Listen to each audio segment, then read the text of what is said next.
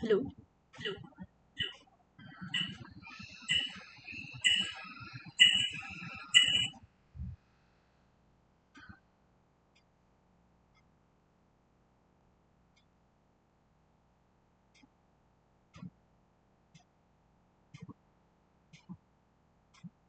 Hello. Am I audible?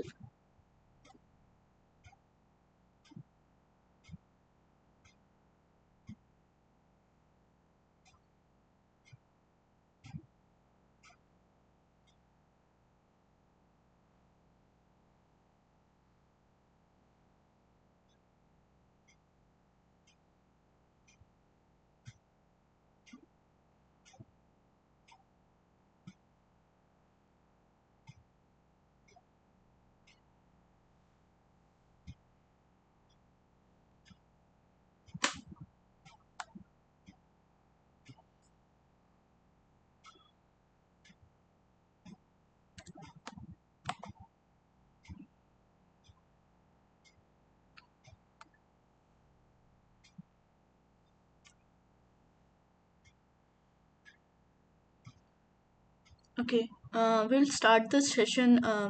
right now. Am I audible? Can you please write in the chat box?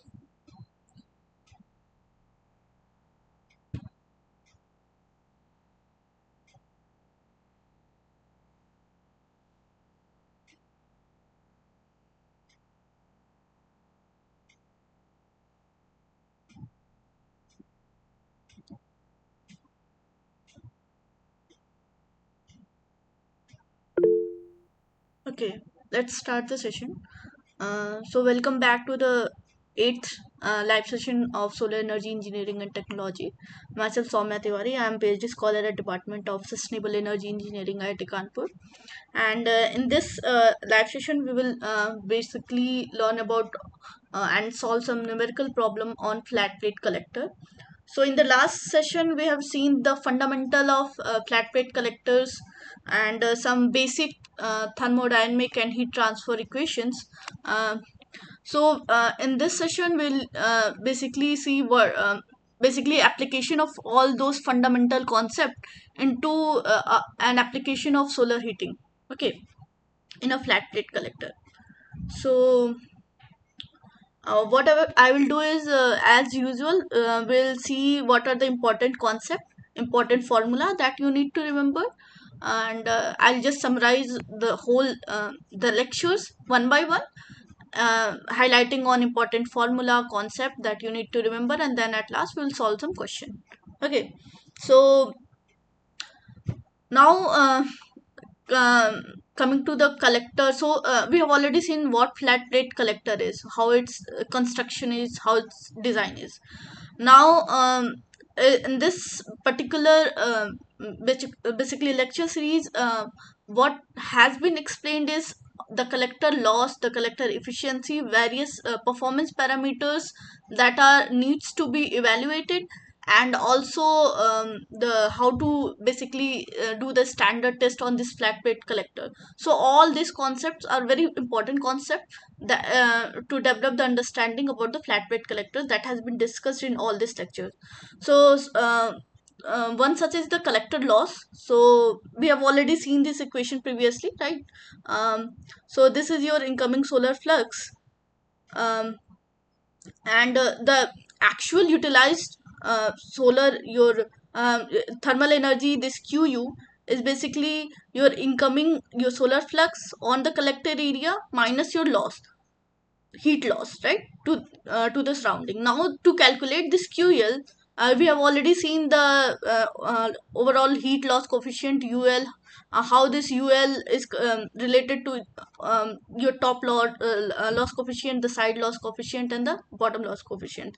Now to calculate this all these three parameters, there are some empirical relations also, and some basically device formula also for this calculation. Okay, so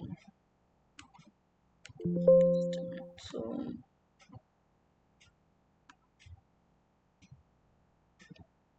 okay.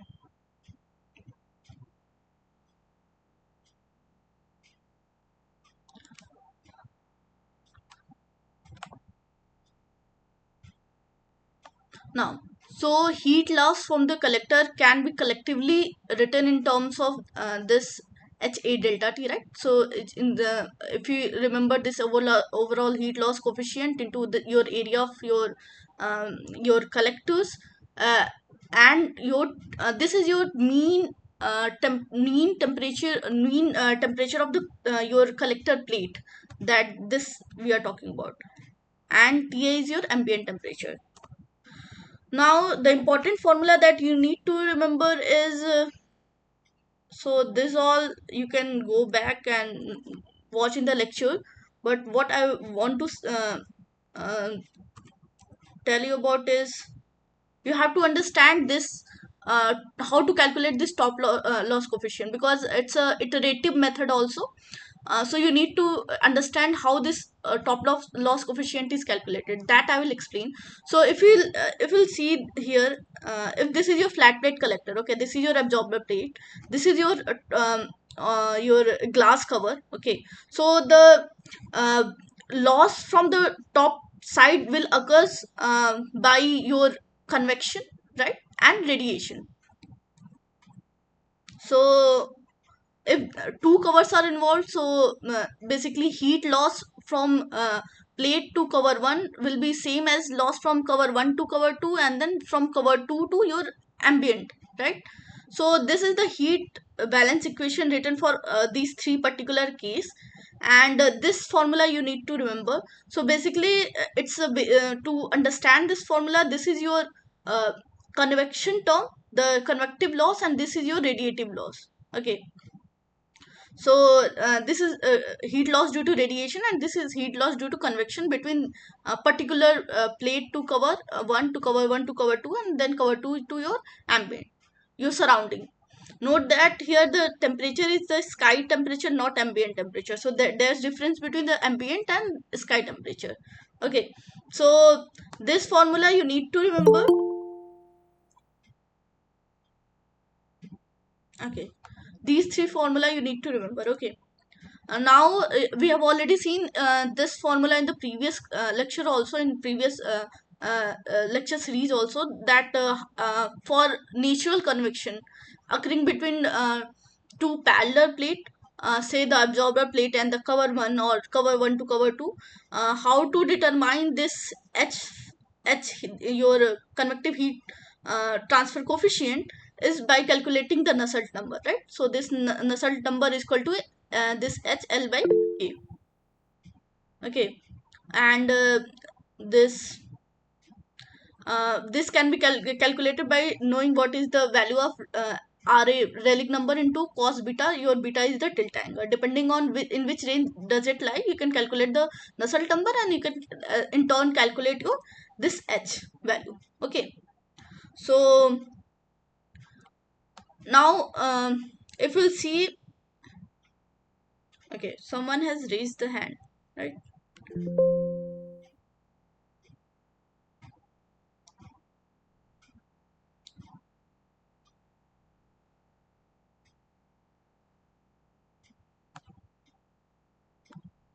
Okay, I think Angel,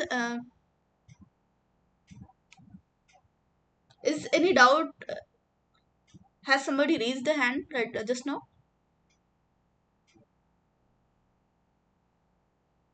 Okay,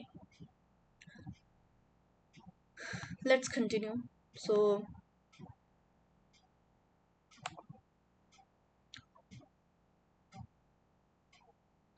so if we see this, the heat transfer between this, heat loss between this cover 2 and your surrounding, here involves the HW terms, like heat transfer coefficient between this cover and the surrounding, this HW term.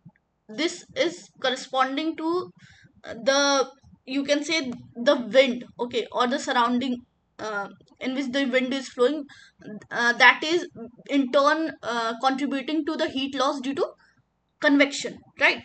So to calculate that, we have some empirical formula, these two empirical formula. Okay, McAdams and this two formula. This is the widely used formula that you need to remember. Okay, where V infinity is your velocity of your wind. Okay, so this formula, empirical formula, you need to remember. Now to, as I said, the ambient temperature and sky temperature are not same. There's difference between these two, and the empirical relation, or you can say, is this one. So it's Ta minus 6, your temperature of the sky. This you need to keep in mind. Now coming to the back loss coefficient, uh, considering the steady state and 1D loss and all the assumptions, when you try to calculate this bottom loss coefficient, this is basically a formula that you need to remember. Okay, so it's bottom loss coefficient is your thermal conductivity of the insulation, this insulation that we are talking about at the back, to its thickness.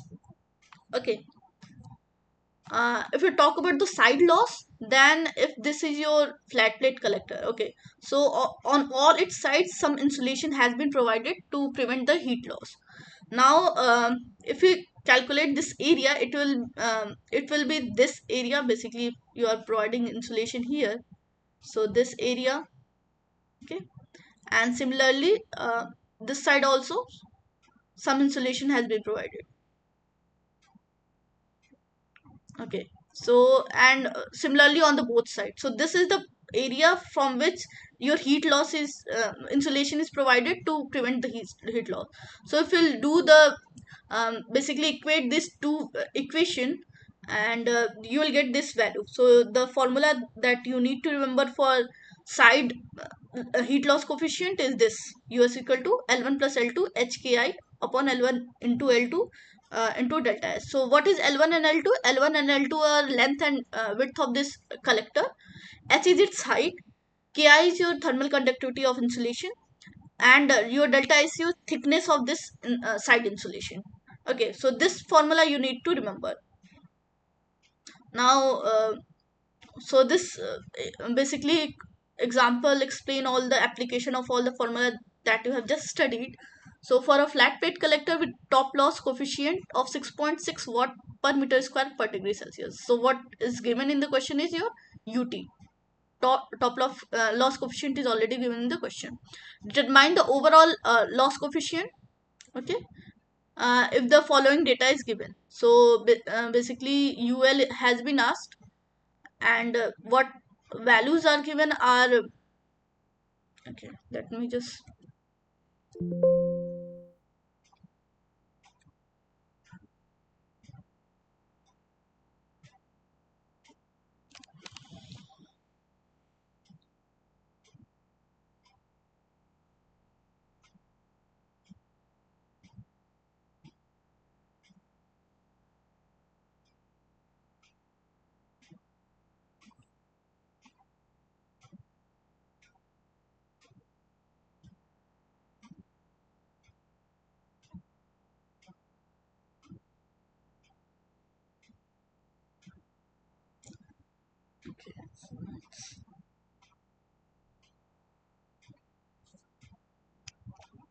okay, so let's see again. Your top loss coefficient is given, overall loss coefficient has been asked, and what is given in the question is back insulation thickness. So this is your delta B. Okay, insulation conductivity is given, Ki value is given. Okay, Ki value is given. Collector back length is given, so L1 value is given, width is given, and collector thickness is also given. So thickness is basically your height only, right? And edge insulation thickness is given, delta is given. So you know the how to calculate the back loss coefficient. So ub is equal to Ki upon your delta B. So you can put the values, you can get the value of ub. Us, you already know the formula: L1 plus L2 into height into uh, your thermal conductivity of insulator, and this is your delta S, right? So you can put all the value into the equation. So this will be 8 plus 2.5 into your 0.84 into your 0.04, and this is, and you can get the value of us. Now your overall heat loss coefficient will be sum of all these three values. So this is your simple just you have all the values, you put into the equation, and um, uh, sorry for that, so you can get the value. Now this is another question. We have to calculate the overall loss coefficient for a flat plate collector with two glass covers. So you have to calculate ul. Okay, now we have two glass cover. The data that has been given is the size of the absorber plate is given, spacing between plate 1 and glass cover given, spacing between first and second glass cover is also given. Now plate emissivity is given, glass cover emissivity is given, collector tilt angle is given, mean plate temperature, ambient air temperature, wind speed, back insulation thickness, and side insulation thickness with thermal conductivity of insulation is given. Now you have already given some correlation uh, in the question, right? And you have also given this correlation. Okay, and this correlation to calculate SW and T sky. Now,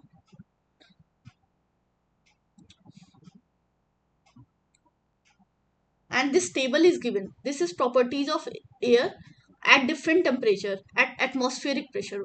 What properties are given: your density, specific heat capacity, your thermal conductivity, thermal diffusivity, dynamic viscosity, kinematic viscosity, and Prandtl number.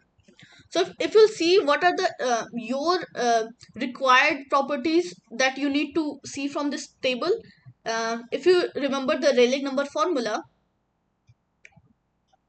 Okay, let's see one by one and then we'll see. So what has been given in the question is a collector, a flat plate collector is there with two your glass cover. Two glass covers are there. It is tilted at an angle of 23 degrees Celsius, 23 degree, and your height of this collector is 10 centimeter. The distance between your absorber plate and collector 1 is 5 centimeter, and collector 1, your glass cover 1 and glass cover 2 is 5 centimeter. Now side insulation is also 5 centimeter, and what else is given is your emissivity of the plate and collect this cover 1 and cover 2 is given. Ambient temperature is given. This area of this absorber plate is given, and mean temperature of this absorber plate is also given, and ambient temperature. So what we can calculate from here is we can calculate the T sky. We know the ambient temperature. We can calculate the temperature of the sky. Now what else we can calculate is we can also calculate this SW value, because velocity, wind speed is given 2.7 meters per second.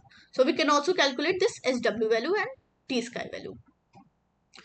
Now, if we remember the top loss coefficient formula, that if we are talking about this your heat loss between this absorber plate and cover 1, then your formula will be, this is your convective loss term and this is your radiative loss term. Okay,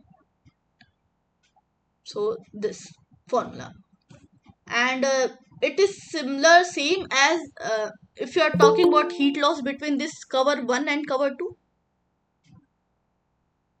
Okay, so this will be your heat transfer coefficient between cover 1 and cover 2 into your temperature of cover 1 minus temperature of cover 2 plus your radiative heat loss.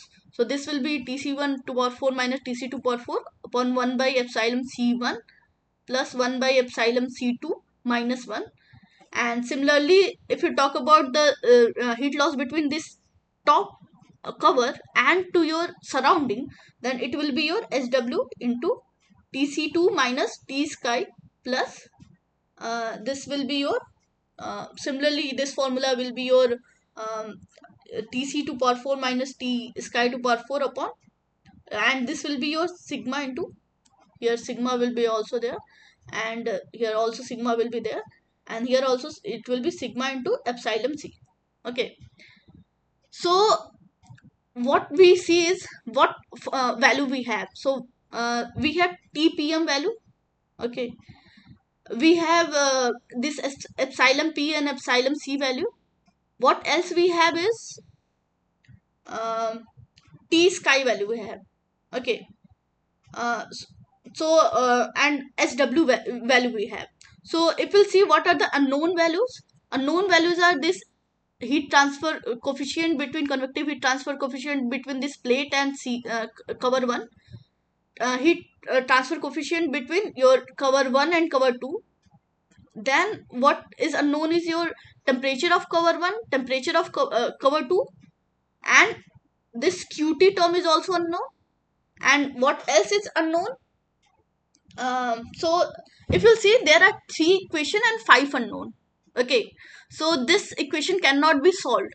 So with the given values, this even if we have these 3 equation, we cannot get all our unknown values, because number of unknown variable is greater than your number of equation. So what we have to do here is, we will go for iterative method. What we'll do is, we will assume 2 temperatures or 2 unknown value.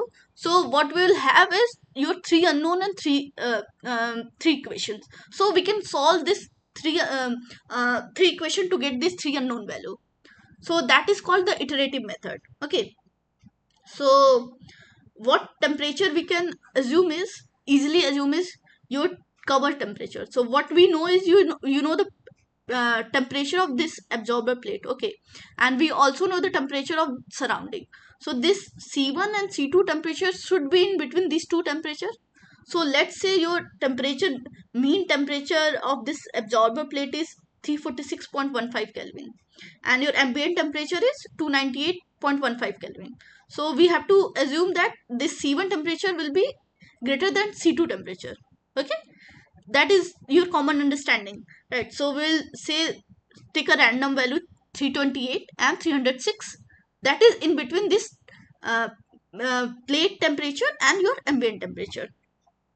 Now we know that for all the uh, for taking all the properties, we always calculate those properties at the mean temperature of these two plates. Okay, so for that we'll calculate the T mean temperature, and corresponding to this T mean temperature of 63.925 degrees Celsius, we'll go back to this properties of air, and then we'll calculate all the desired properties of air at that particular T mean for that particular set of plates we are talking about. So say if you are talking about this C1 and C2, C1 and C2, your mean temperature is 63.925. So for that, we'll go back to this table. We'll basically interpolate the values between 60 and 70 for what are the important parameters that will be used for calculating the Nusselt number or Rayleigh number. Is this thermal conductivity, thermal diffusivity, kinematic viscosity, and then we'll also use your Prandtl number. Okay, these four are the important parameter that you need to calculate. So we'll interpolate between these two temperature at 63, your particular temperature, to get all these four value, and the corresponding value will be this much, this as shown here. Okay, now we have this value. What next we can do is we can calculate the uh, Nusselt number. So to calculate the Nusselt number, we have already given some empirical formula. For that, you need to know first this Rayleigh number cos beta value. Okay, so Rayleigh number we already know is product of Grashof number and Prandtl number. If we put all the values, then we know that it will be G beta dash delta T L cube upon nu square into your Prandtl number and into your cos beta. Beta is your tilt angle. Okay, and Prandtl number we have already calculated.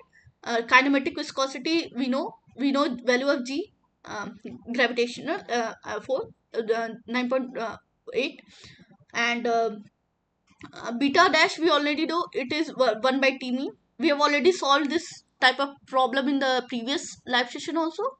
And delta T is the temperature difference, and L is your length. So we'll put all the values into this particular equation for to calculate this particular factor, and we'll see this factor lies between these two terms, these two values. Okay, so we'll use this Nusselt number formula, and this Nusselt number is basically equal to HL by K, if you'll remember. So for if you put all the values into the equation, we know the value of K, you know the value of L. You can calculate the convective heat transfer coefficient between your plate and C1. Okay, and similarly you can calculate the between C1 and C2 also. So these two term you know how I hope you got how to calculate these two terms. Okay, now the third term you have already the empirical formula for it. We have known the two, we have already calculated the two unknown terms. Now what we will do is we'll put all this value back into these three equations, this first equation, this second equation, and this third equation. Okay, and for your assumed value of C1 and C2 temperature, C1 and C2, we'll see at which these two assumed terms, this QT by AP value for all these three equation is similar. That is your that will be your final TC1 and C2 value. Okay, so if you'll see the first iteration that we have done is for TC1 328 Kelvin and TC2 306 Kelvin. So it's not similar for all these three equation. The next equation, if we'll take for TC1 as 327 and TC2 as 305, we'll get similar or this QT by AP value for from all these three equations. So this will be your final answer. So you will take average of this. So this will be your final QT by AP value. And then from here you can calculate the top loss coefficients. You already know that the UT will be QT by AP upon your temperature difference, right? So we already know the mean temperature of the plate, ambient temperature. You can calculate the UT.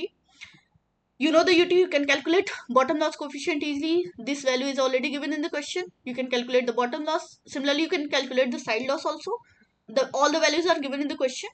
And then your overall loss coefficient will be sum of all these bottom loss, top loss and side loss value, and you can get this value.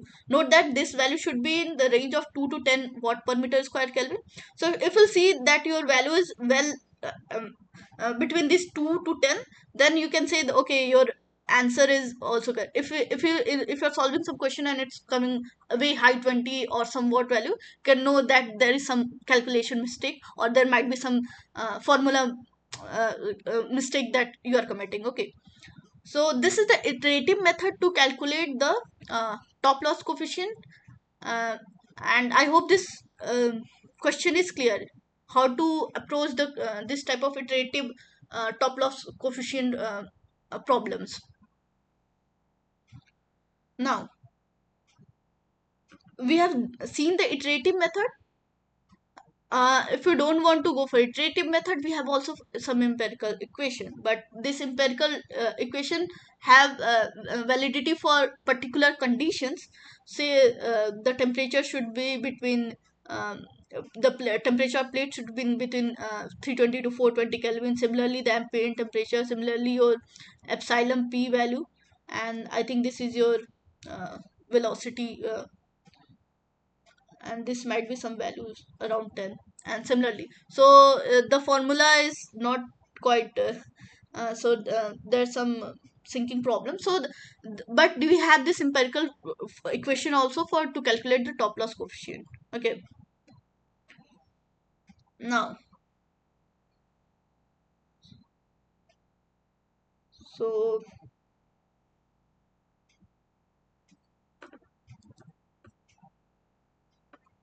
I don't know why it's not working. Okay,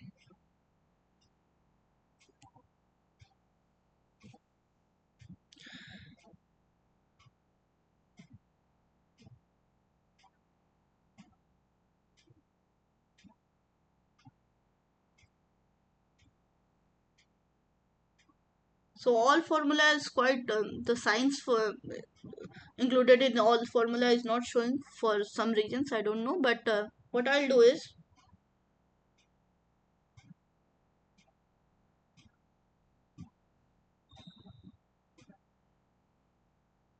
I'll switch back to my other device and let me share the screen.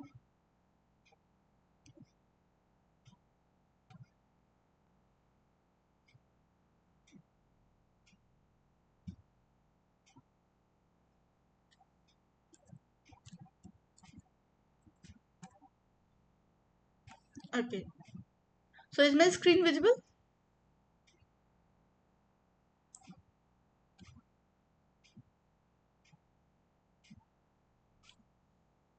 Okay, it's visible. Now we have seen how to calculate the top loss, bottom loss and side loss coefficient. Okay, now here is the derivation, but of how to calculate basically energy balance has been done for heat loss, and what we has been tried to get is the temperature profile. Okay, so if you see, then okay, you'll see this is your absorber plate, beneath which is your collector tube, okay, in which your fluid is flowing. So we have, till now what we have assumed is your temperature of this plate. What we have taken is the mean temperature of the plate, but actually the temperature of the absorber plate is different at different location, right? So if you talk about, if this is your absorber plate, okay, so it's not like your temperature at this point and this 1 point and 2 point is same. It's changing along this x direction also and y direction also.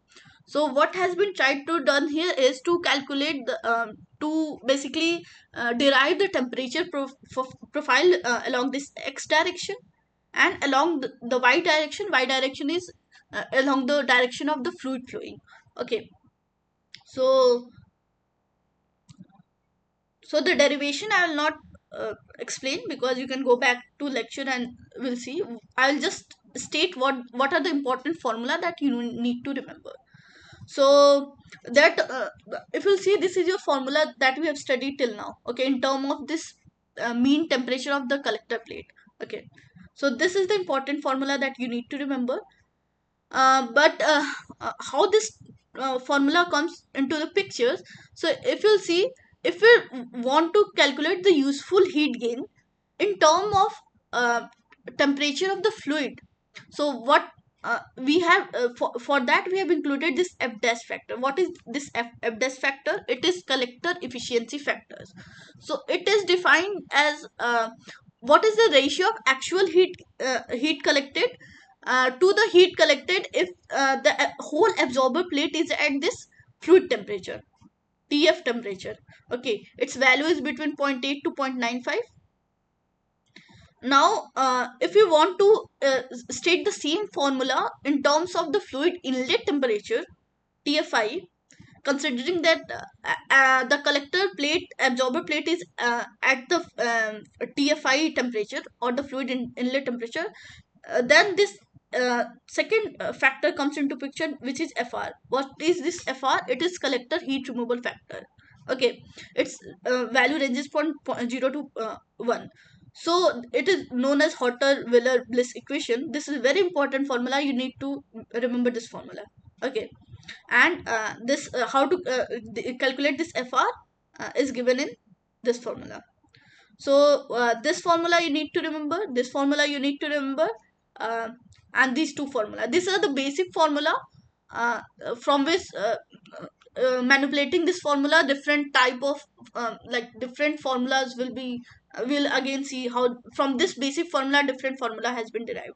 Okay, so these four are the important formula. Now this is the derivation. I will not go into derivation. um, what is important is this is also important thing, how the temperature varies to get the temperature profile. Okay, so this is important one, where m is your under root of ul by kp by delta p. Now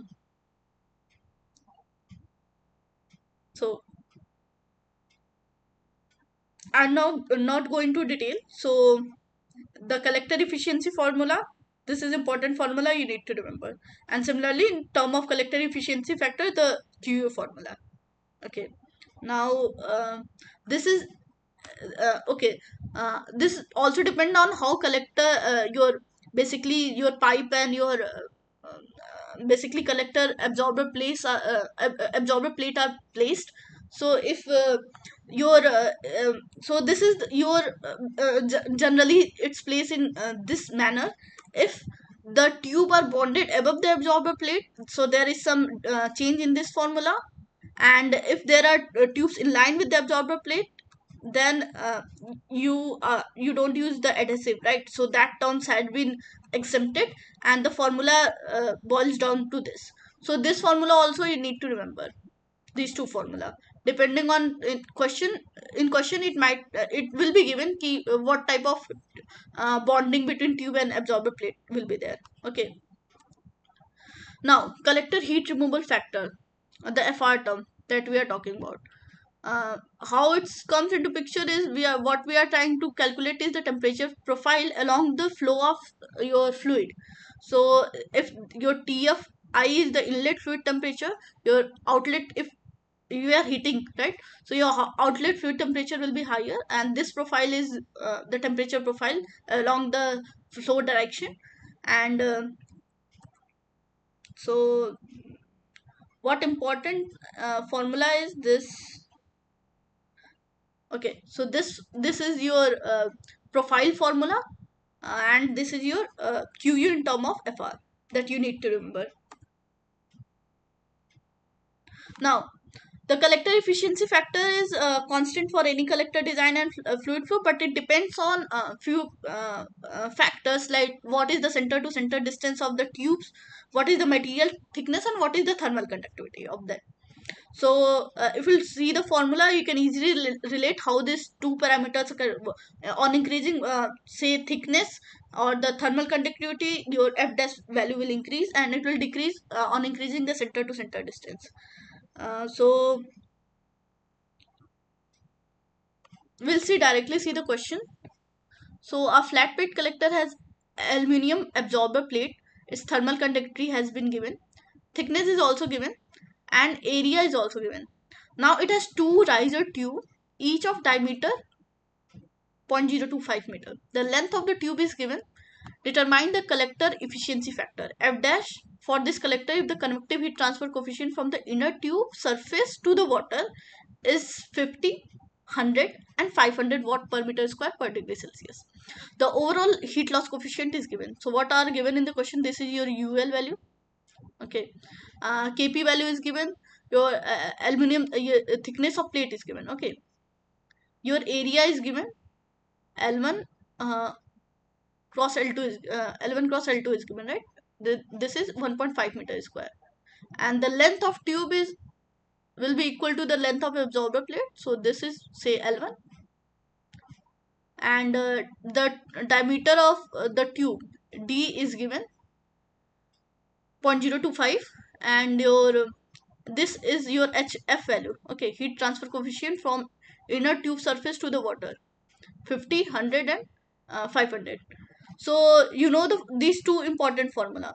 This you have to keep in mind. These three are very important formula you will be using again and again. So to calculate the collector efficiency factor, uh, what we need is you need this phi.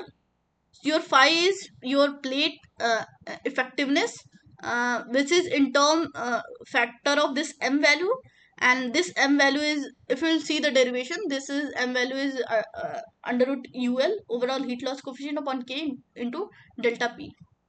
Okay, so I think Sudhir has raised the hand. You can unmute yourself and ask your doubt.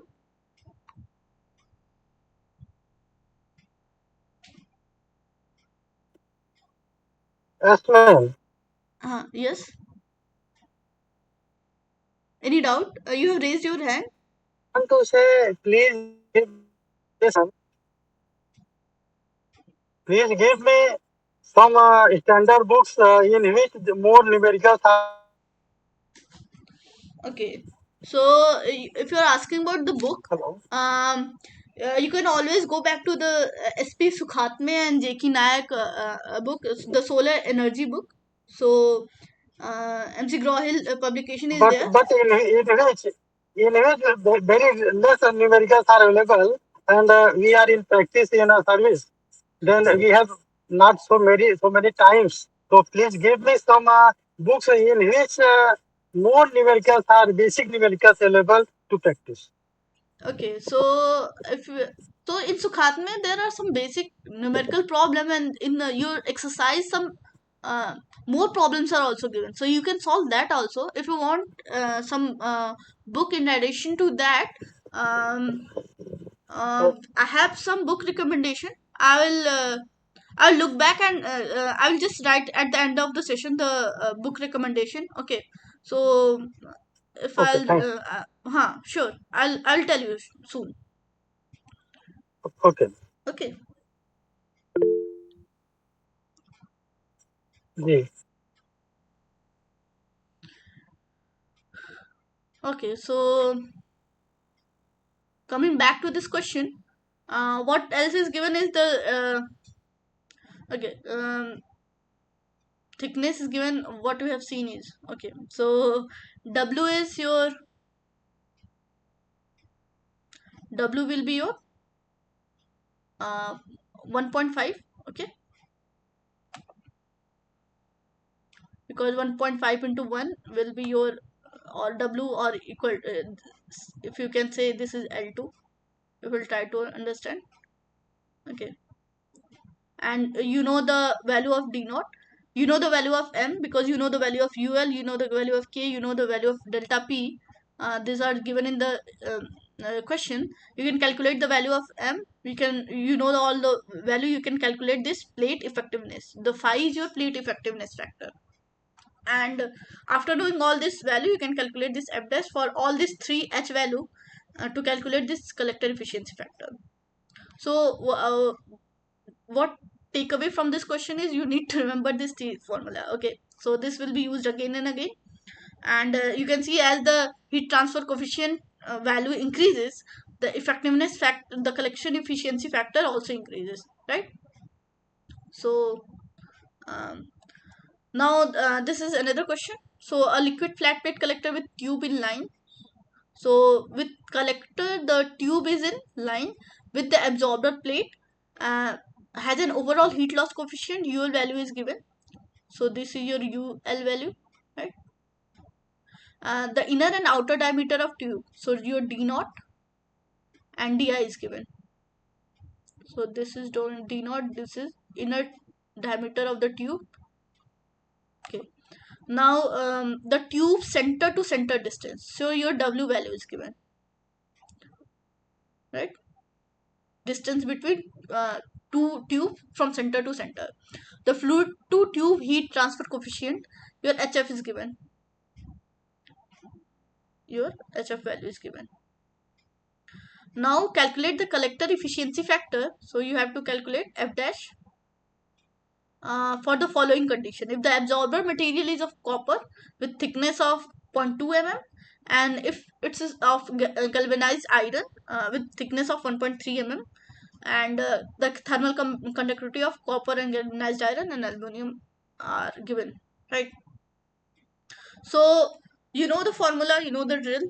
What you have to calculate is, you need to calculate the first your M value, which is under root UL upon Kp delta P for particular material of absorber plate. Say copper, for copper your K value, thermal conductivity, and delta P value will be different than the your galvanized iron, your material. Okay, so you need to calculate M, then you need to calculate the plate effectiveness, the phi value, after knowing this M value, and then you can, after knowing these two value, what we can calculate is this F dash value. So it's same, it's just you have to put the values into the equation and you will get the answer. So for plate, you can see the, if you're using the copper plate of 0.2 mm thickness, the effectiveness factor will come to be, I think, 0.88. And if it's of galvanized iron of thickness 1.3 mm, then its value is still less than the plate effectiveness is factor, or your collector efficiency factor is still less than the copper plate. Now till now, if we'll see the derivation, what we have assumed that we have always derived this all equation for steady state. Steady state means with time your temperature or your parameters are not changing with respect to time. So that's why what we are getting is, we are trying to calculate the temperature profile across the space, across the x or y direction. But in actual scenario, the steady state is reached after some time, right? So till that till then your transient state is there. Okay, so for transient analysis, your derived formula will be as shown here. So what is significance of this formula? Say if you want to know if your mean temperature of the plate has, say, is 70 degree, so what will be time that will be required to reach the temperature of the plate, till that temperature you can calculate by this transient analysis. Okay, so this formula you need to remember, important formula. Now this is the specification table, you can go look back into it. Now this is important, how to get the desired temperature or desired flow rate, or in using this flat plate collector for desired capacity. So if you want to in parallel connection, what we do is, say this is your flat plate collector 1, 2, and 3. We are connected in connecting it in parallel. So what happens is, you are increasing your flow rate, total mass flow rate. Okay, you are increasing your total mass flow rate, keeping your temperature, the outlet temperature, outlet fluid temperature same. If you want to increase the fluid outlet temperature, we can basically combine this flat plate collector in series. So the outlet of first flat plate collector will be going to the second one, and then the temperature will be increased higher than the TF naught for the first, and thereby we can achieve the desired temperature by higher temperature by connecting the flat plate collector in series. So you can see this diagram. So in parallel, what we have, the TF naught and TFI, sorry, so this TFI and the TF naught, outlet and inlet temperature are same for all the flat plate collector, just your mass flow rate has been increased to basically fulfill the desire, your requirement of your particular capacity.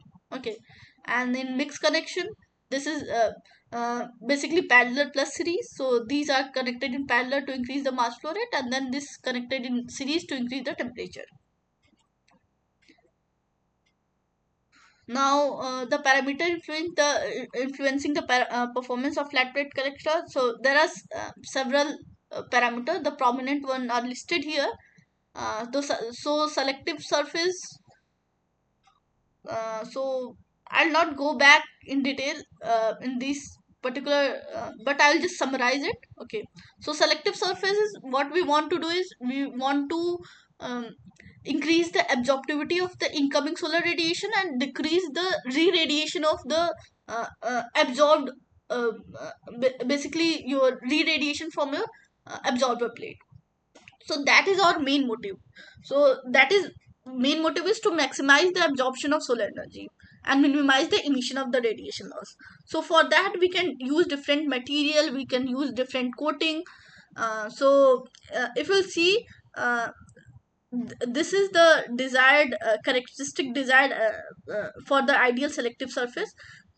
Say your absorptivity and your emissivity should be one for incoming lambda value, wavelength value of 4 micrometer if it's less than 4 micrometer, and it should be 0 if it's of a higher wavelength.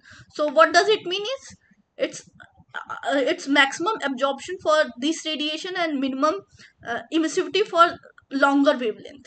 Okay, so that is our desired characteristics for this selective surface. And the methods are, different type of methods are listed here. So Cermets is one type of selective surface of fine metal particle. It could be a porous oxide impregnated with metal, like nickel impregnated alumina. So these are all the basically materials that might be coated onto this your absorber plate, or it could be made of absorber plate could be made of this material. Okay, so you can see this table summarizes the very nicely summarizes the uh, significance of using selective surface and non-selective surface, and also selective surface of higher value, and then selective surface for lower value of emissivity. So we can see that compared to non-selective surface, the selective surface shows higher efficiency. This higher efficiency is due to the fact that this selective surface in overall your loss coefficient is very less. Okay, so it also depend, your performance is also depend on number of cover. If you increase the number of cover, what will happen is your loss will decrease, your overall loss coefficient will decrease. But it also lead decrease to the different, it will also lead to decrease in the efficiency, uh, uh, because you're basically uh, now there are more number of covers that your transmittivity and absorptivity, uh, uh, uh, your factor will decrease. Okay, because we are increasing the number of covers, so it has to go to more, through more number of basically layers, you can say, to finally reach to the absorber plate. So collector tilt is also important factor. So depending on which weather we are talking about, which location we are talking about, what is the application we are going for, this tilt angle, the optimum tilt angle could differ. And to basically calculate for annual flux to be maximum, the optimum derived your collector tilt angle can be given by this relation. And this is also important formula.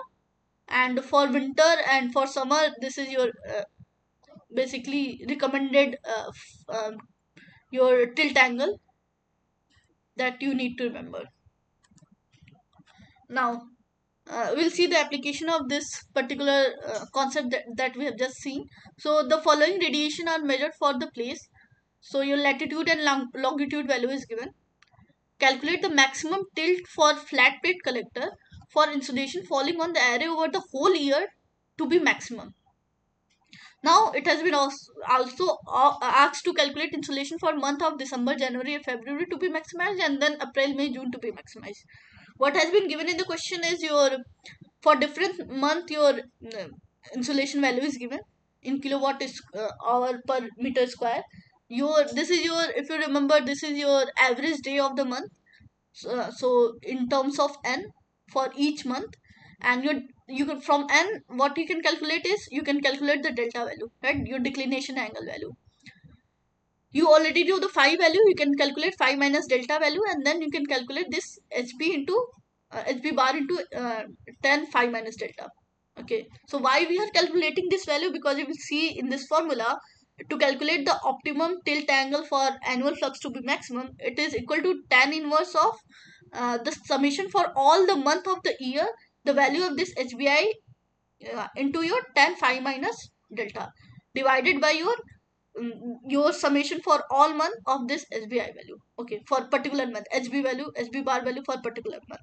Okay, so what has been so we have already calculated this value for all the month. We will do the summation of this. So this will be your summation for all the month. This will be your HB. I represent for each month. Okay, and this is basically HP bar, and this will be your summation for all the month, this value, particular value. You can basically divide this value, and you can get the optimum value for all.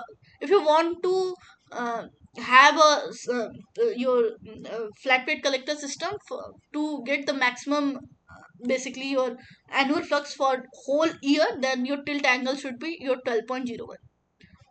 If you'll see, it's greater than your 8.48 your latitude angle. Similarly, for December, January, February, you can repeat the process for these particular 3 months, and then you can calculate the optimum value. So this is in your winter, if we'll say. So in winter, your tilt angle should be more, and in summer your tilt angle should be less, if you'll see. And you can totally relate with how the sun moves in the winter, so the path length is uh, uh, decreases in winter as compared to the summer. So that's why the tilt angle also changes, the optimum tilt angle. Now uh, so I hope this question is clear. Now spacing is also important. What should be the optimum space between your absorber plate and your cover, or if you're going for more than one cover, what should be the difference between two cover? The objective of using the cover is, first objective is that the heat loss minimization is there, right? So basically to fulfill this objective, we are trying to think upon what should be the optimal space. So that too depends on what is your tilt angle. Okay, and what is the temperature difference between the two plates, maybe the cover or the two covers, or the absorber plate and the cover we are talking about. What is the temperature difference between these two value? So it will see, this is the spacing, and this is your heat transfer coefficient. So if you increase the spacing, your heat transfer coefficient will decrease. That is understandable, because if you increase the difference between two plates, then your heat transfer coefficient will decrease, right? And that too depend on the temperature difference. So as the temperature difference is less, so as we increase the temperature difference, this curve shift towards the upward, right? So this is for, note that this is for a particular temperature of the plate and your absorber, or between the two plates, and for particular tilt angle. So this formula you have already seen how this formula comes into picture and how it plays role into calculating this h value. So the optimal spacing is between 4 to 8 centimeter and 5 centimeter. If we normally 5 centimeter, if we use this spacing, then the collector area requirement will be reduced by 2 to 8%. Now the inlet temperature, as we know, if we increase the inlet temperature, what will happen is, first of all, your if you are increasing the inlet temperature, your plate temperature, the plate temperature will be higher, right? So if that mean plate temperature will be higher, then the loss will be higher, if you can relate, because the difference between the plate temperature and ambient temperature is now more prominent as compared to your uh, low inlet temperature, low inlet fluid temperature. That's why your efficiency will decrease as we increase the inlet temperature. So this is the um, cause between the efficiency and the fluid inlet temperature. And it also obviously depend on the cover transmittivity. So higher this value, transmittivity value, better will be your performance, better will be your efficiency. Dust on the top cover, obviously it affects the performance of the your solar collectors, and for that we takes a correction factor, which is generally 0.92 to 0.99. Okay. Now this is the evacuated tube collector. So we know that the efficiency of this flat plate collector are quite less, right? And the temperature that we can achieve in this flat plate collector is also uh, in the lower temperature range. So in evacuated tube, what we have tried to do is, we want to increase the efficiency, uh, increase the operating temperature, and we want to have a compact and less weight design with reduced cost. So that has led to the design of this evacuated tube collector. What we have is, basically we are providing uh, this, basically say this heat pipe is there within a evacuated glass tube. Evacuated glass tube means inert atmosphere is between this glass tube and your heat pipe, and that's why due to this vacuum your heat loss has been decreased, thereby improving the efficiency of this evacuated tube collector as compared to your flat plate collector. So this all you can go by yourself. Coming to the testing of the solar flat plate collector, so why this testing is required, why standardization is required, because if you want to compare different say flat plate collector system, then there should be some standard, right? So to compare the performance of different your systems, so for that this testing is basically done for each collector system. And um, what we need to know is, uh, okay, how this curves comes into the pictures. And if we'll see this formula, you need to remember. So this is the formula. So if I'll go into detail, it will take some time. So what we can do is, we can directly come to this basically example. So a water heating flat plate collector is fitted with two glass cover. So a water heating flat plate collector is there. Okay.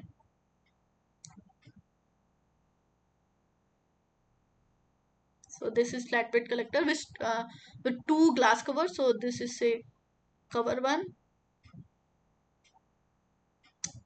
Okay. And this is your cover two. So and a non-selective absorber plate. So this, say this absorber plate is there, it's non-selective type, okay, it's not selective thing. And then you have this, your pipes, okay, heat pipes. The collector is tested by standard procedure and the following data is obtained. So what data we can actually measure in this flat plate collector? What we can measure is your inlet temperature, you can know, you can easily collect, uh, uh, basically know your outlet temperature, you can easily calculate. What we can know other than that is, so we can calculate the outlet temperature, we can calculate we can actually measure, not calculate, what we can measure in a flat plate collector system. You can also measure the mass flow rate, right? We can also measure the mass flow rate. We can also measure the pressure, right, across the inlet and outlet. And then we can also know the pressure difference. What other thing we can know is, we know the wind speed, we can know the ambient temperature, okay. And what else we can measure is your incoming flux, that we can measure by pyranometer or pyrheliometer. So this IT value you can measure.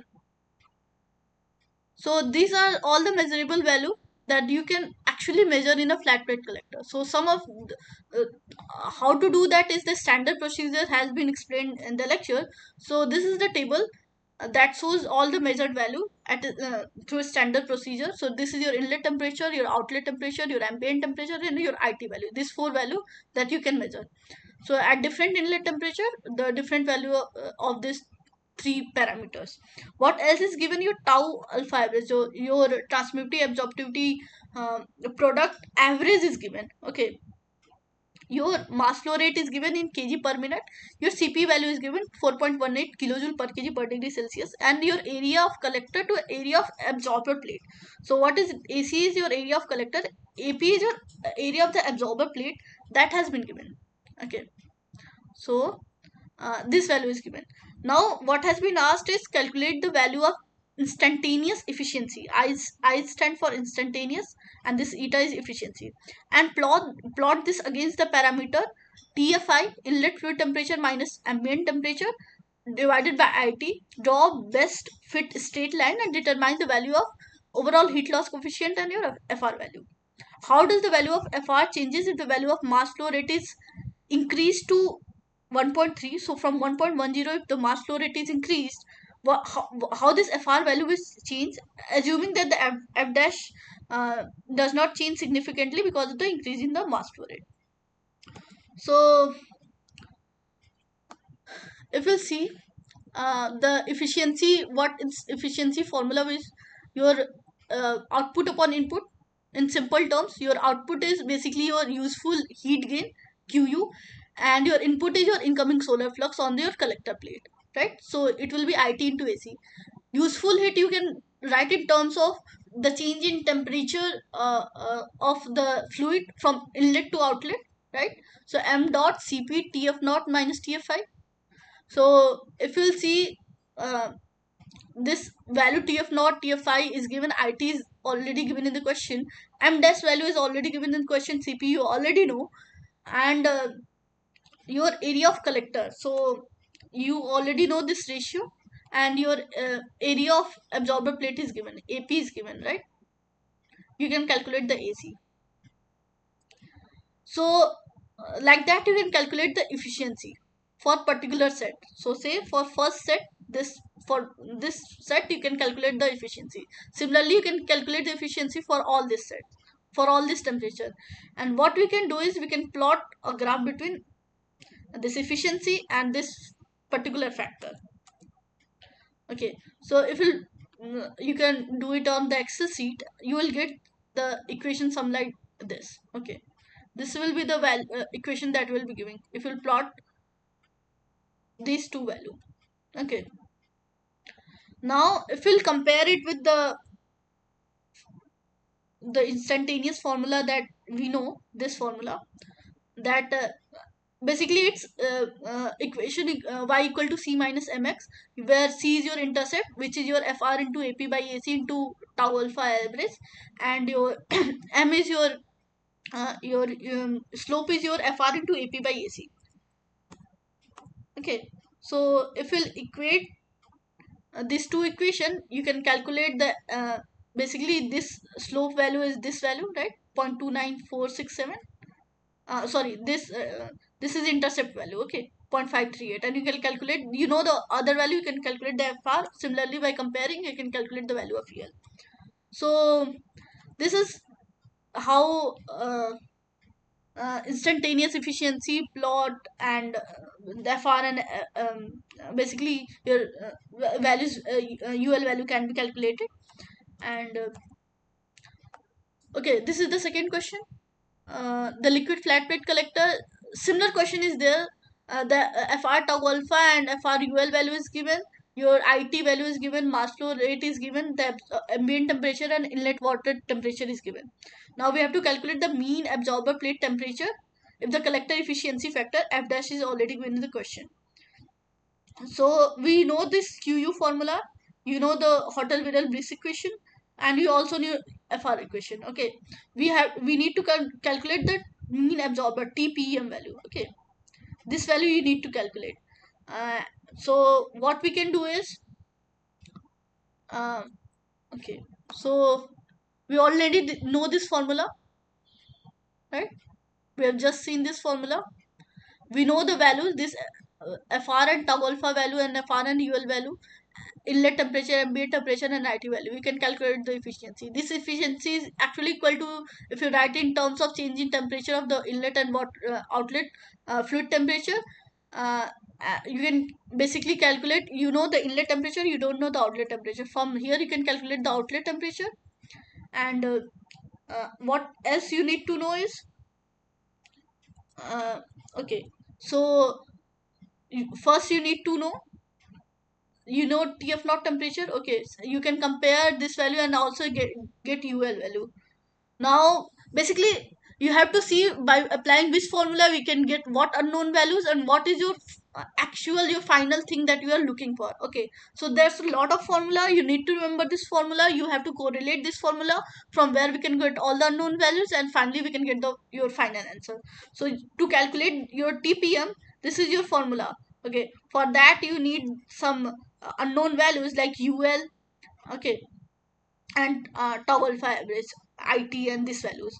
So what do you need to, and your qu by ap value. So to calculate all these values, we are using different equation to get this unknown value. Okay, so we already have calculated this ul value. Okay, your tf naught value, this will be used again, uh, and you can use this hotel Wheeler Bliss equation to basically calculate your QU by AP value, that will be used here. And you can also calculate this FR value. Okay, this will be basically, first you need to calculate FR value, you can put in this QU value, from here you can get QU by AP value, this value you will put here, and then you can calculate this basically TPM value. So if you see here, you need to remember all those formula that will be required to solve this question. Okay, now the second part was, if the circulating pump fails, what will be the maximum temperature attained by the plate? So if the circulating pump fails, what that means is we are not using any uh, uh, heat for our application purpose. That means your QU value is zero. Now in that term, your the solar incident is, solar flux is already falling on your absorber plate. So your temperature of the plate will increase, right? So what will be the maximum temperature of the plate that will be attained? So using the knowledge we just have, is your q useful will be 0. So if you put this value 0, then you can basically solve this particular equation, putting all this value, you can calculate the tpm value, which will be around 120 degrees celsius. Okay, so these are all type of numericals that might be asked in your uh, assignment, as well as your final basically your exam. So you need to basically practice the different type of numerical and practice again and again to remember this formula, or you can also understand how this formula are derived. That way it will be easy to remember. Okay, so what now we can do is we can solve some questions. So this is the first question. In a flat plate collector, higher value of absorptivity and lower value of long wavelength emissivity can be achieved by choosing which of the factor. So by choosing selective absorber surface, suitable location, suitable tilt angle toward the sun, or none of this.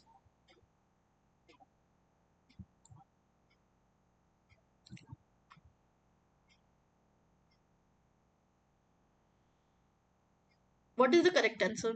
You can write in the chat box.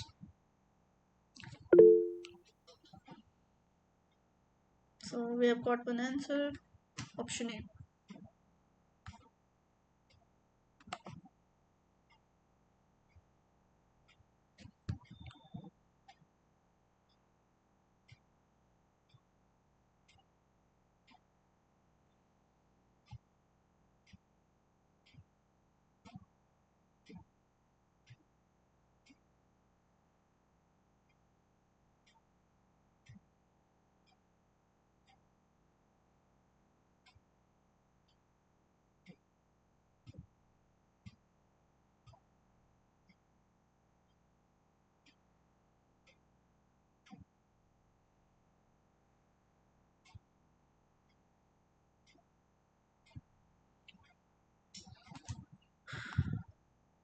Okay, this is a simple problem.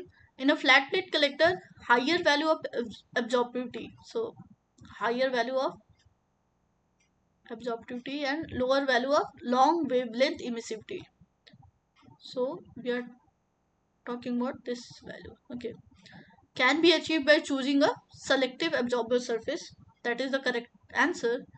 We have just seen the main motive of choosing a selective absorber surface is this only. What we want to have is for shorter wavelength, we want maximum absorptivity that will be corresponding to the incoming solar radiation, and less emissivity for the long wavelength value, because that will be what basically re-emitted from the surface.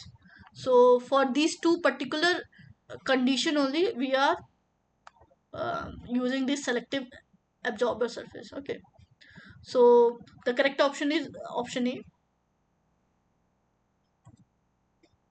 Now this is the second question. The expression for side loss coefficient in a liquid flat plate collector is given by.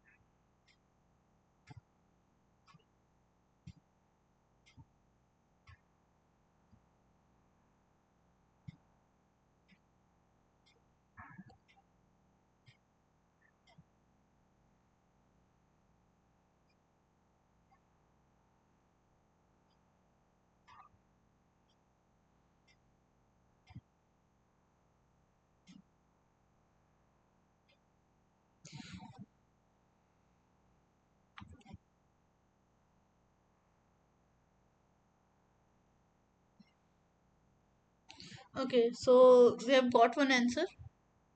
Option A. Okay.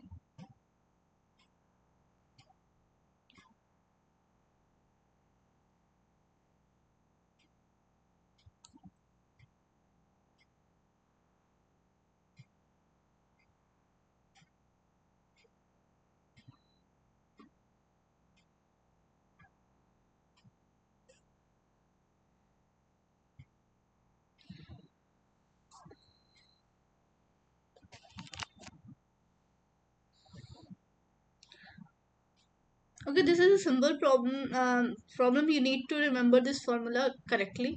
Okay, so we have been asked about the side loss coefficient. Okay, in a liquid flat plate collector. So the correct option is option C. C.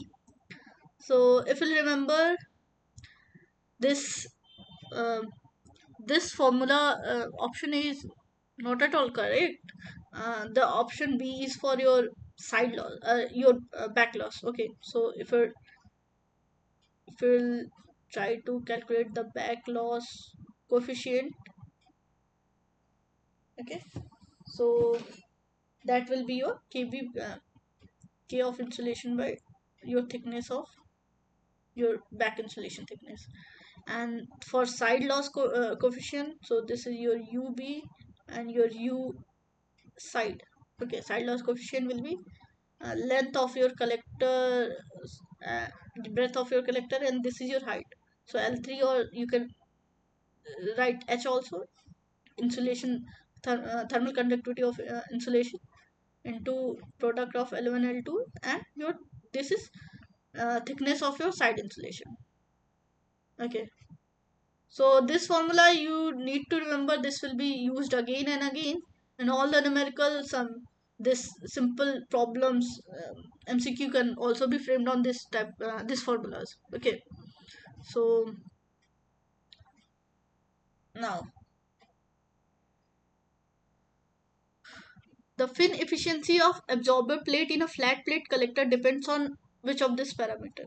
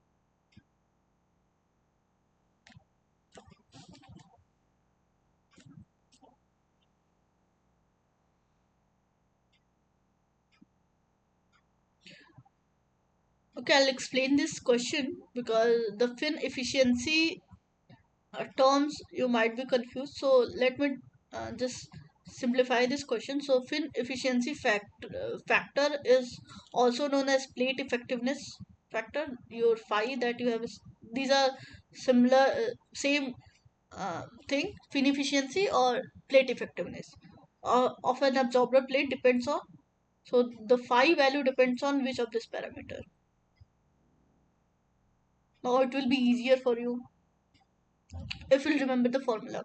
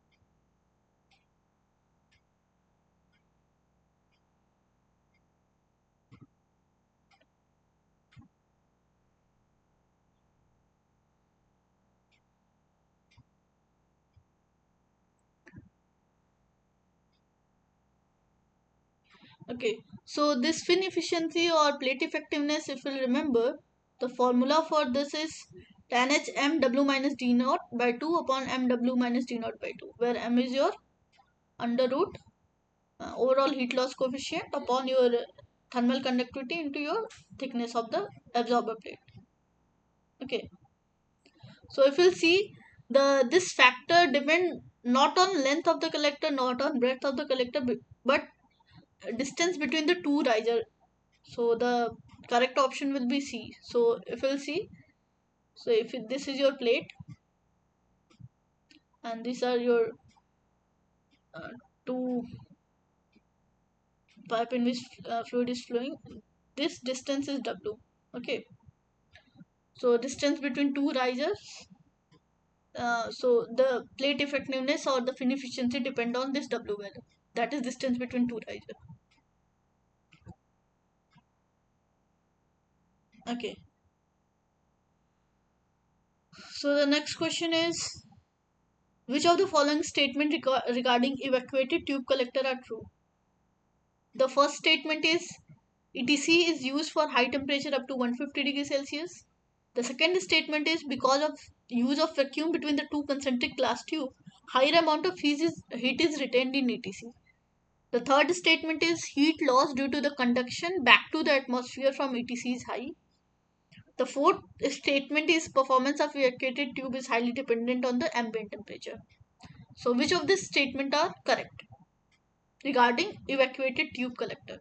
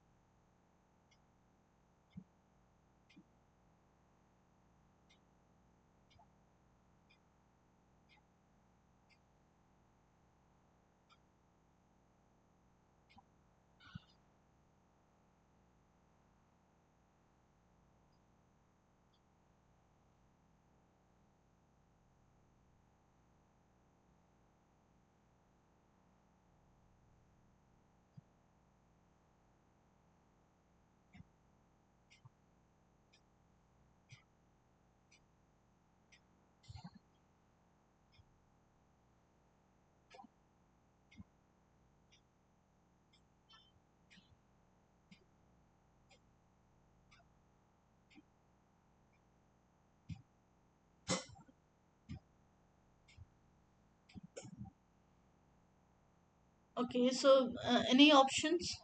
Any answers for this particular question?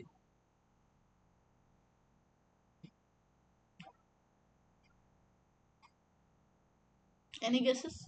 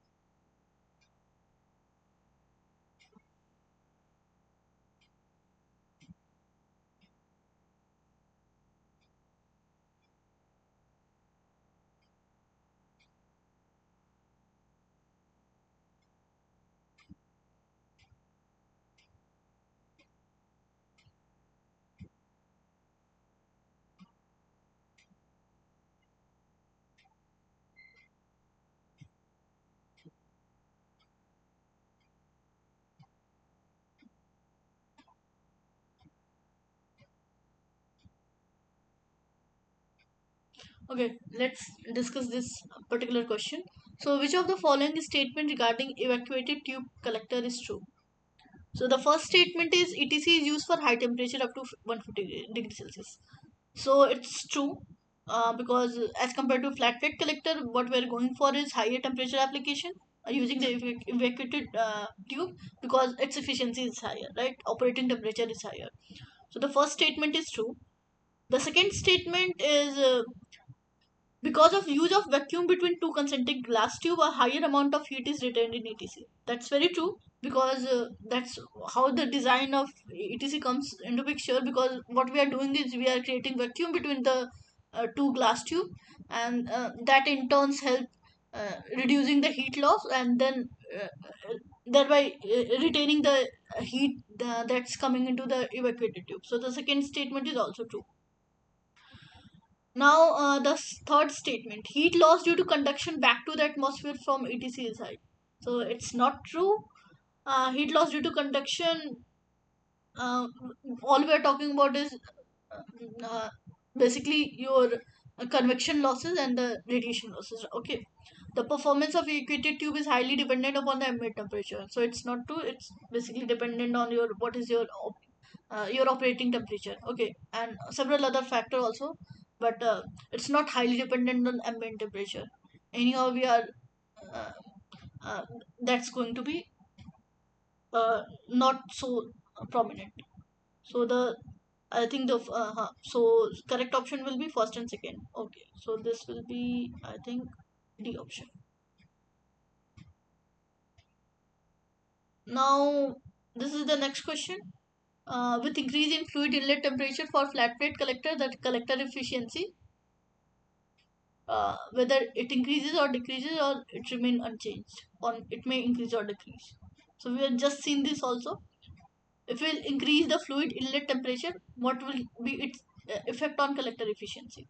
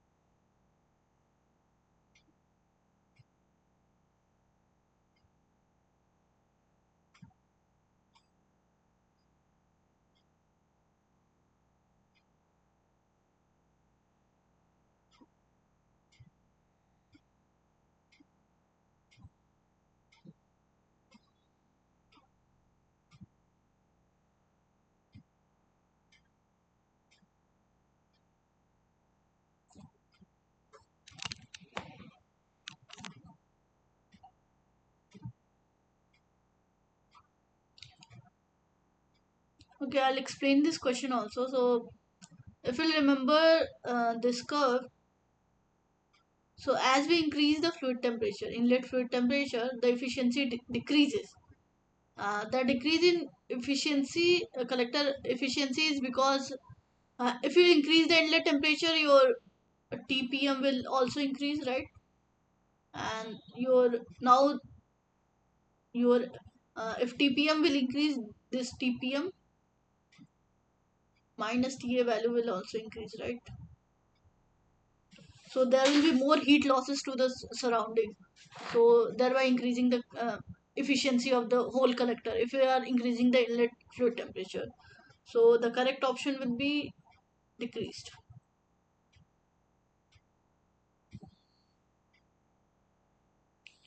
Now, since we have very less time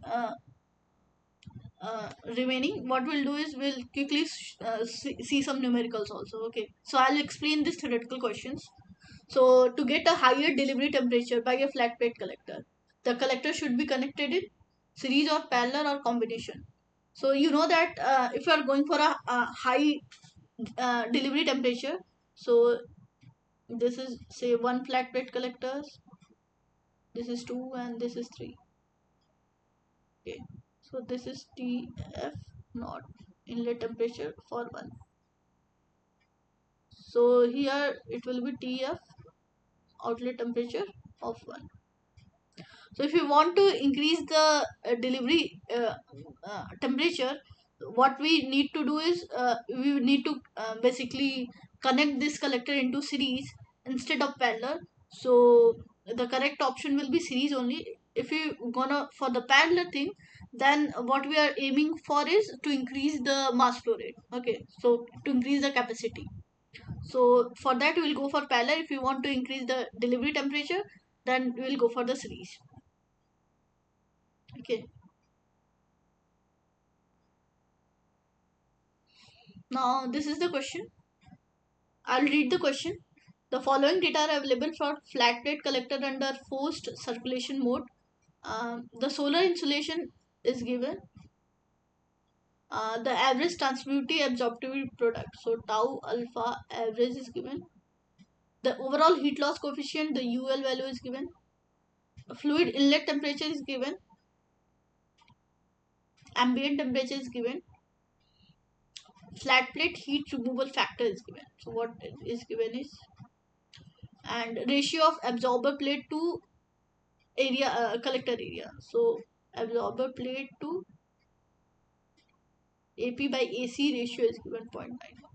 What has been asked is using Hotel Wheeler-Brice equation, calculate the instantaneous thermal efficiency of a flat plate collector. So I'll give a few minutes to solve this question, and I'll quickly start explaining this question because we have only 15 minutes left. So, but I will give few minutes for you to solve this question because it's just one equation solution. So please try this question and then I'll explain the solution.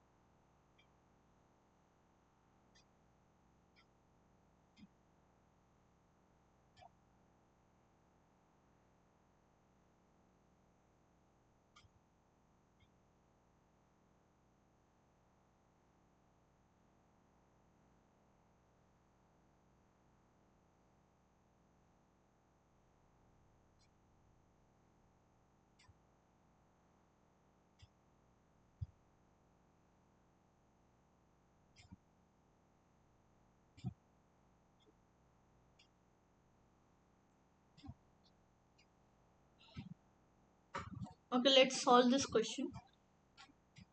So,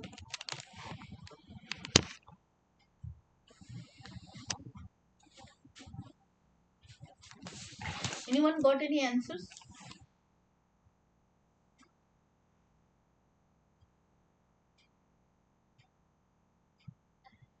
Okay, you know the hotel with this equation. This is in term of your inlet temperature. Okay, fluid inlet temperature. So if you write this equation, then QU equal to FR, and this will be area of your plate into your incoming solar flux minus your loss. Okay, so loss is your U overall heat loss coefficient into fluid inlet temperature minus ambient temperature. This is your hotel Wheeler Bliss equation, right? Now from this you need to calculate the instantaneous thermal efficiency,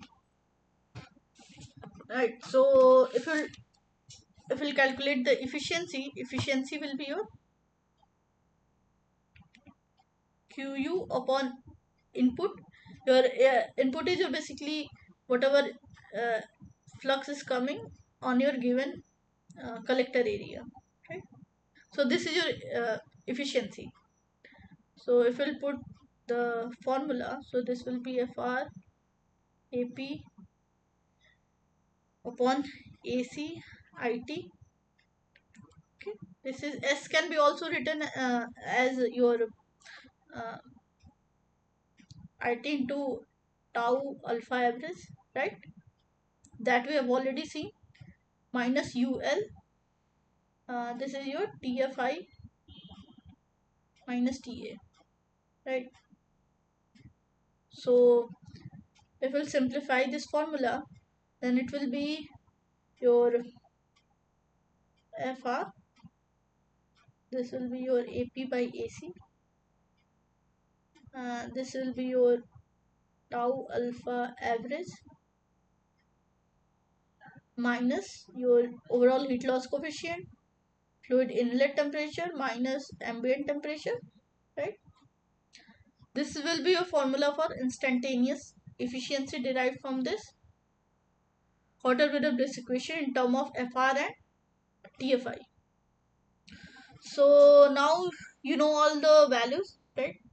So this will be FR is your 0.91, AP by AC is your FR is basically your 0.35. Okay, 0.35 into 0.91 into your tau alpha average is given, right? It's zero point 0.8 minus your UL is overall heat loss coefficient is 6, right? And inlet fluid temperature is 60 and ambient temperature is 30. So if we'll solve this, it will be 0.35 into 0.91 into your this will come to be I think 0.44, and your efficiency will be 0.14014. If you type in, write in terms of percentage, this will be 14.014 percent. Okay, so the correct answer will be option C. I hope this question is clear. Any doubt in this question?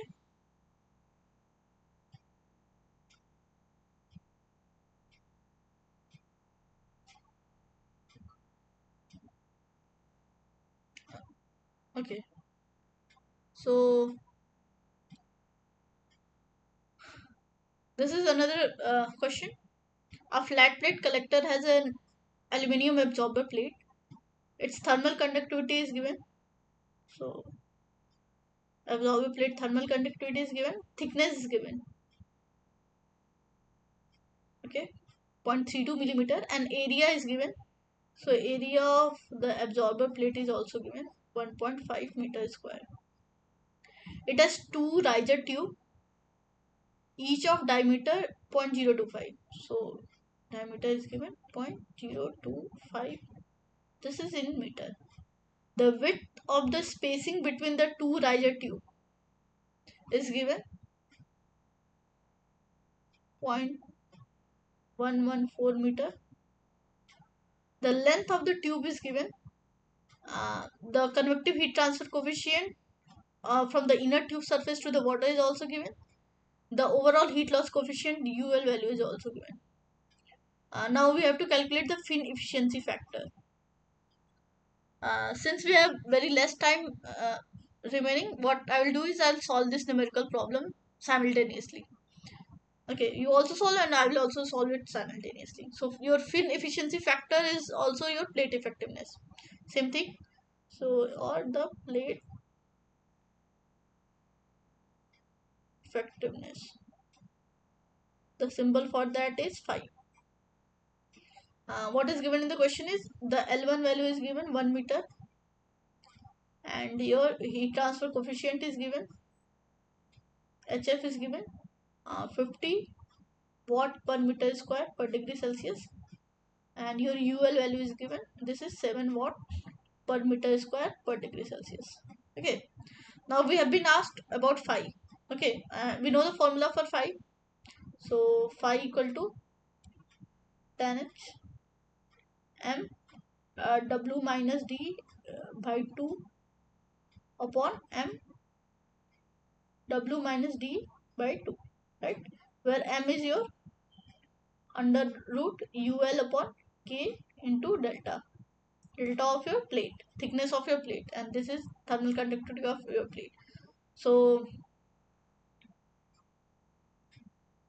okay, let me add one more slide here, and now we can start solving. Okay, so now m equal to under root ul by k into delta. Your uh, ul value was your, I think, 7. K value was, thermal conductivity was 208 and 0.32. Okay, so this will be 208 and this was 0.32 millimeter, right, into 10 to power minus 3. So if you solve this,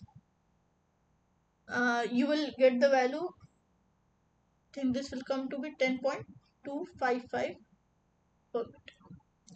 Now for plate effectiveness or fin efficiency, you have the formula tan h m w minus d naught by 2 upon m w minus d naught by 2. So it will be 10, m value we know 10.255, right.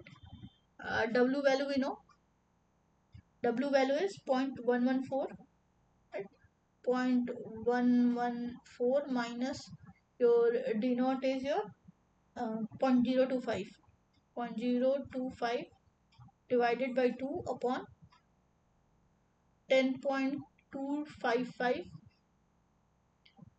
0.114 minus 0.025 divided by 2. Okay, when you will solve this, you will get the phi value. So it will be 0.45635. Okay, and this will be 0.45635. This will come to be 0.427 upon 0.456, and your phi value will be 0.93592. So your phi value will be, sorry for that, 0.93592. This will be your phi value. Okay, so option D. Now the collector efficiency factor. We already know the formula for this. You need to remember this formula. So f dash will be 1 upon w width into your overall heat loss coefficient upon 1 upon ul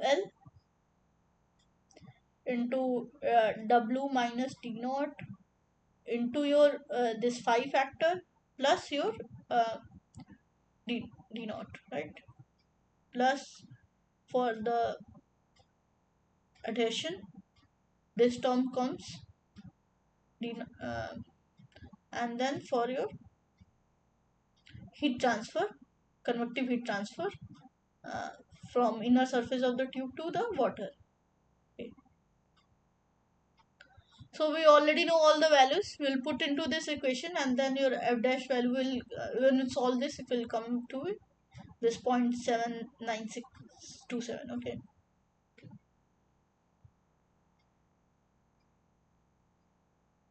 So option A.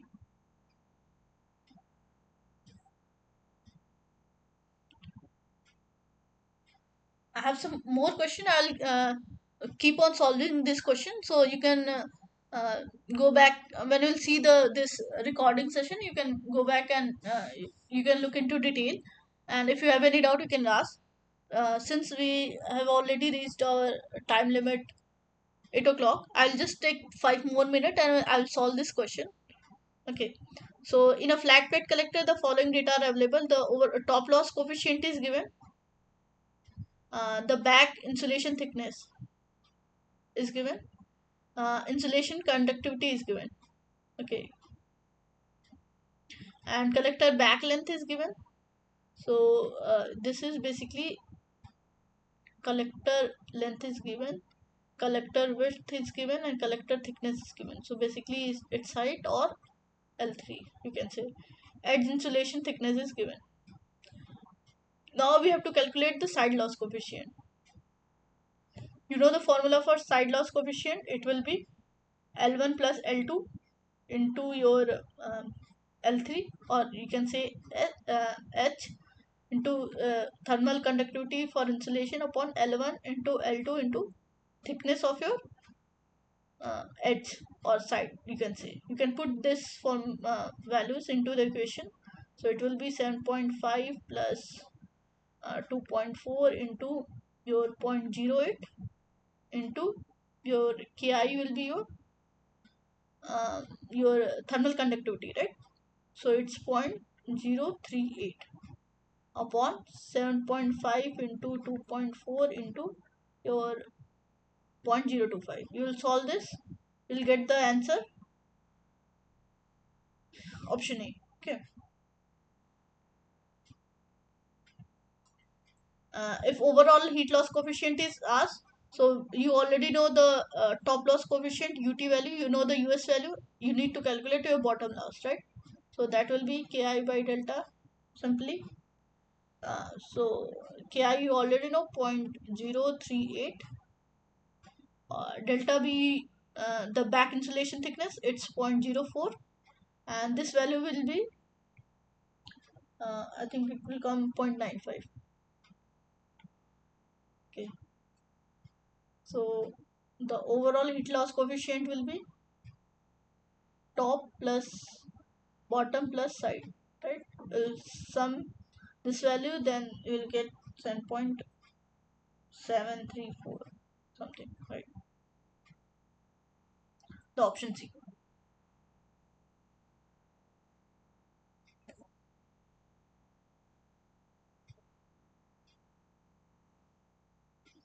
Okay. So this is the last question. I'll quickly solve this question. So industry required 4,000 liter of hot water, okay, per day at 70 degrees Celsius as a process heat. The supply of hot water was carried out using a geyser having electrical efficiency of 95%. The per unit cost of electricity is rupees 7. In order to reduce the electricity bill, the industry has opted for solar thermal device to meet the requirement. Now the conversion efficiency of solar thermal collector is 36%. The annual average daily global solar radiation on a horizontal surface at the given location is 5.8 kilowatt hour per meter square, and average ambient temperature is 27 degrees Celsius. Now we have to calculate what is the required area of the solar thermal collector for the desired application. Okay. So what? So it's a very practical problem. where what we are doing is we have some requirement of water at 70 degrees Celsius.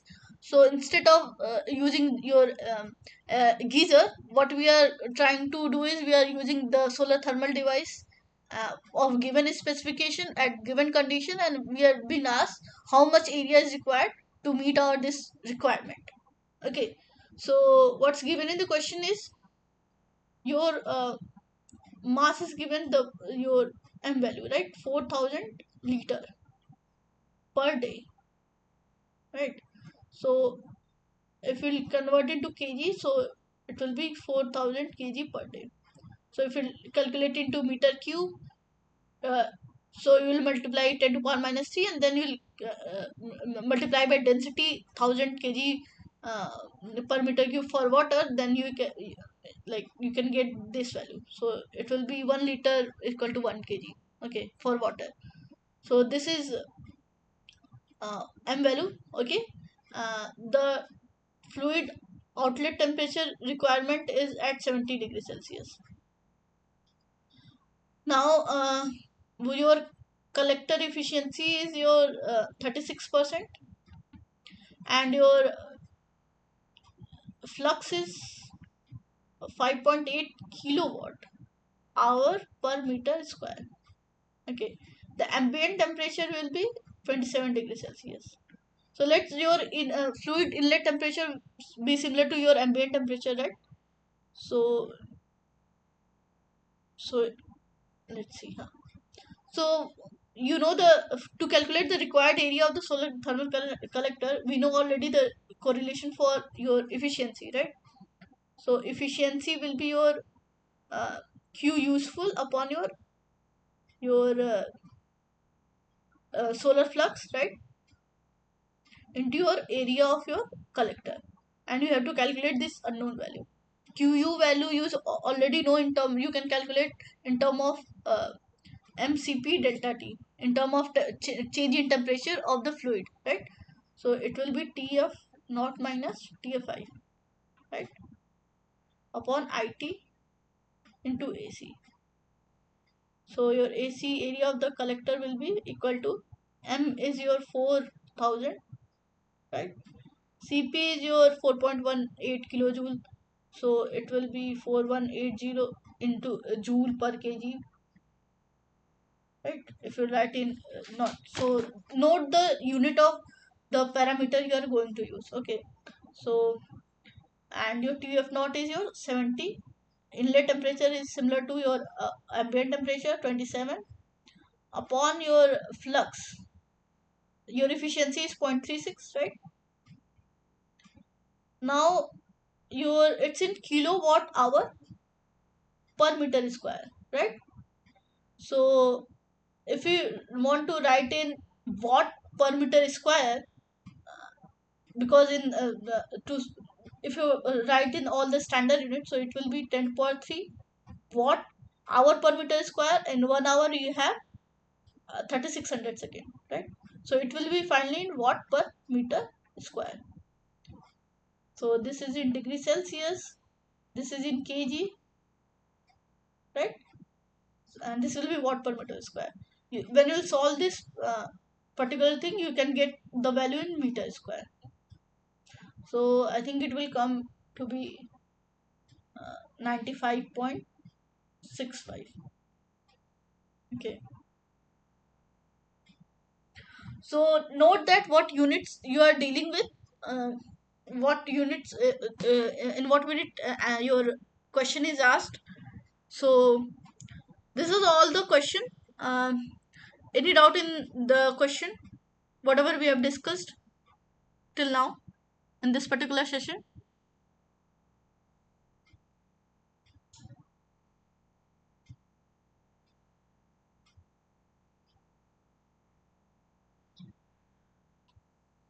Okay, if we don't have any doubt, uh, then you can go back to this. Further in this question also, you can calculate what is the cost saved by using this particular solar thermal device. You can calculate. I have tried to include all the type of question that could be framed. So this particular week lectures are very important. It's a very basic but very prominent solar thermal device application. If you have any doubt in the question or any concept, you can ask in the next session. I hope this session was helpful to you in some ways. So I'll now end the session. Thank you all for listening. And okay, so I'll just end the session. Okay.